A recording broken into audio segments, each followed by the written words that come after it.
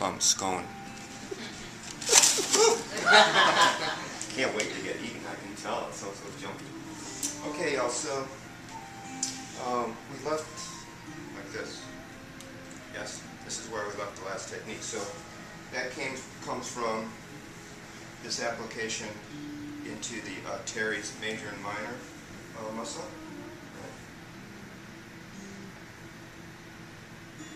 Now we're just going to encourage some stretch because what we're working on primarily, is that position okay? Mm-hmm. Is the gallbladder meridian. The same one that we started by compressing the side of the head. It runs in front of the shoulder and all through the side of the torso, through the hip, through the iliotibial band, right out the lateral portion of the leg and out the fourth toe. So this portion is about mostly gallbladder. So in encouraging length, we want to place the arm overhead. And then there's these natural positions you can place your forearm in and on the hip to get some stretch. Continually opens up the scapula, particularly when you come in underneath the inferior angle of the scapula. You're getting the tendon of serratus anterior, and that muscle alone really can glue the scapula down to the rib cage. Is that okay? Mm-hmm. And then we're going to continue with compression into the rib cage. So I like to encourage that you are up and more in an active stance on one knee and one foot so that you can be over the work and your weight shifts easier. And we're just doing some nice compression into the side here.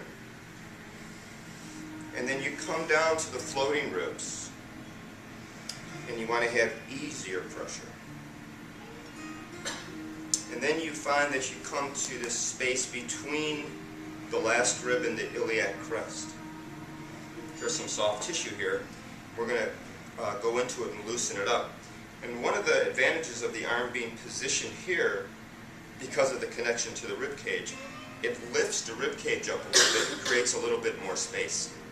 Because a lot of people are short-waisted and there's not a lot of space between the last rib and the iliac crest. But in this position, you're encouraging a little bit more space and openness so you can get in there. And a good way of getting into this space is with what's called hand position dragon's mouth, which is your hands superimposed over one another in this position, and it fits right. So take an inhale and an exhale, and it just sinks right in. And you just want to repeat this 2 or 3 times. And you notice my arms are nice and extended, and I'm just shifting my way in. And then to get a little bit more specific, you can address the lateral borders of the musculature in the lower back. So quadratus lumborum, multifidus, the lateral border of the most pronounced of the erectors, the longissimus in the lower back. You can come and address the lateral borders of them by using the pads of your thumb and sinking down until you engage the muscle. That pressure's okay? Yeah. So it's a nice way of opening up the lower back. Now we have a lot of attachments that come onto the top of the iliac crest. We have the obliques coming here.